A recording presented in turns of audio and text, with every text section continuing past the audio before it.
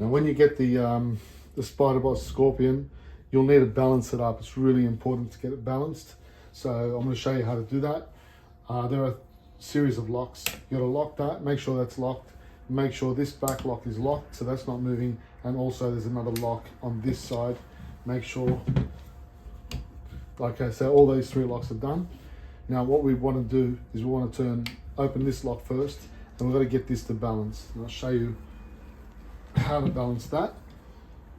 Okay, so under here there's a little slide lock, and if it is out of balance, you'll see that it's wanting to rock forward or back. And what you want to do is actually have this in the center and kind of balance it up to the best of your ability. And once you've kind of got it where you need it, you lock this thing off, that's balanced that way. So now we're going to balance the camera going this way. You see this lever here, you'll have to use this lever to loosen it. And depending on where the camera is, you don't want it to be dropping this way or that way. You need to slide it across until you've got it balanced. Once it's balanced, you lock away this plane here by doing that. Now I have this plane balanced up. Okay, it's really important you get that right. Now the next thing you do is you lock this button up again so that it is locked in. Unlock the back button, which is the cant and the roll. And what we're going to try to do is make sure that it's not wanting to lean this way or lean that way. Okay, easy way to do that is by just adjusting this back section here. If it was out of balance, it's going to want to do this. If it's out of balance the other way, it's going to want to do that.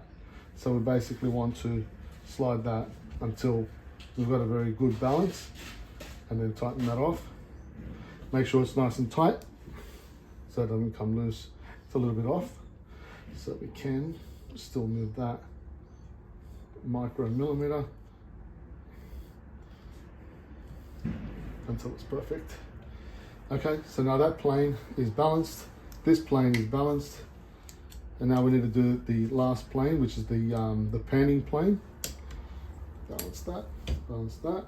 And what we do for the pan plane is, this is the adjustment here. We unlock that, and it's really important that the camera or that plane doesn't want to tilt this way or that. And all you do is adjust that section there, because if it's out of balance, it's going to want to do that, and you don't want it to do that. What you want it to do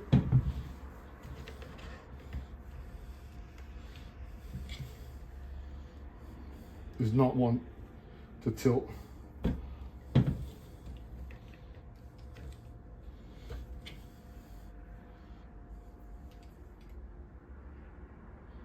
Yeah, and you keep playing with it until you get it right.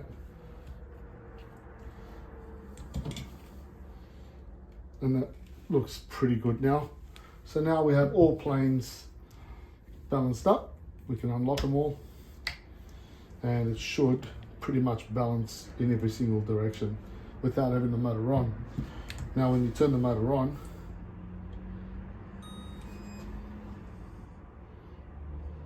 it will automatically level. There are various settings on this. So if we're going to connect to the gimbal, we'll connect the phone. Now there are a lock setting, which means it doesn't matter which way the car goes, the camera will always point forward. It won't change its angle or its fixed position. Then there is the single plane. You can have a bit of a read about these, but it will basically follow whichever way the car is going, but it'll follow it slowly. Same thing with that one. It just gives you the the 2 axis follow, but it does follow eventually. It follows slowly. And you've got the third one that has the 3 axis follow, so it will slowly follow whatever the car is doing. It'll just kind of catch up to it. And what you can do is you can go to the lightning speed one, and that's a faster follow. It'll just follow the car quicker, whichever way it's pointing.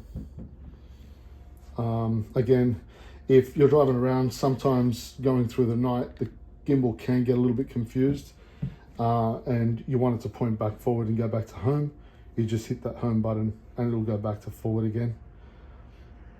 You can reverse the camera so it points backwards and then reverse it back and it goes back to forward, same position. You got your joystick settings here. So this is your pan speed, this is your tilt speed. You can have tilt inverted or your pan inverted as well. Here's your toggle. So with the toggle, you can just touch the button to turn, or you can hold the button and turn it slowly, just by doing that. And you can really adjust the speed just by using your finger there. Again, if you're not sure which way it's pointing, just hit the home button and it goes back. Now with the synchronize button, you hit the synchronize, make sure the phone is pointing in that direction first when you do that, and now it'll just follow your phone, whichever way you're pointing. And you can have that on any setting you want, as in like the lock setting or the single pan axis setting as well.